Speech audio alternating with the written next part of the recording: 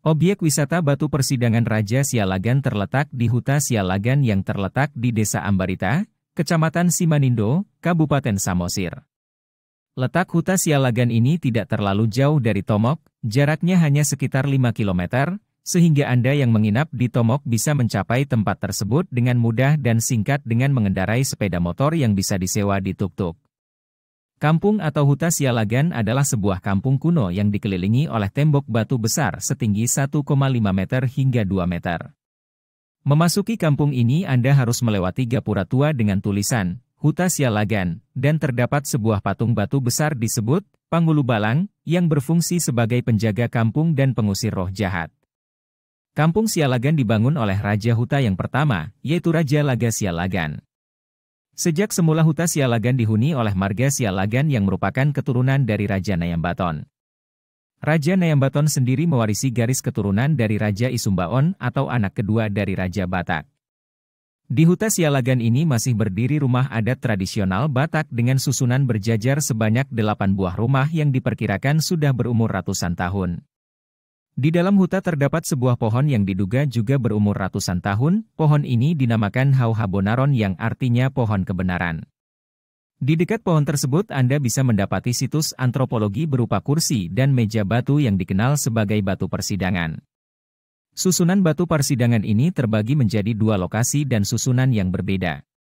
Susunan yang pertama berupa deretan batu berbentuk kursi batu dan meja batu yang terdiri dari kursi untuk raja dan permaisuri, kursi para tetua adat, kursi raja dari huta tetangga dan kursi undangan, serta kursi untuk datu atau dukun berfungsi sebagai tempat pertemuan atau persidangan.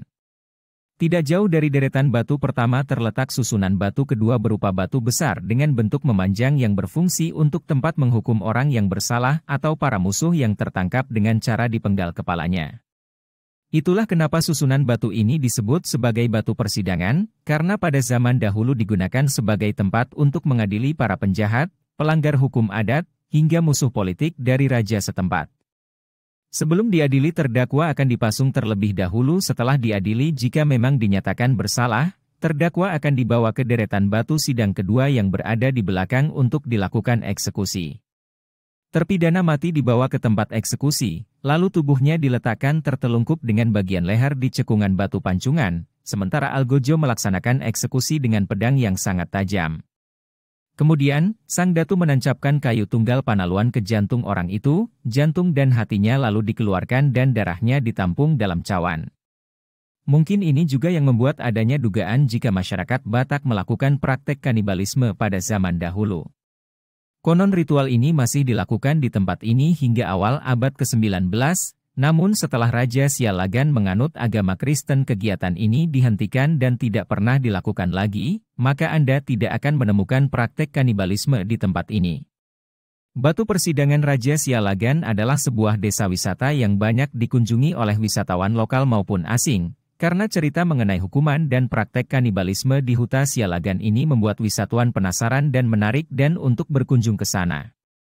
Tempat ini menjadi salah satu objek wisata primadona di Samosir.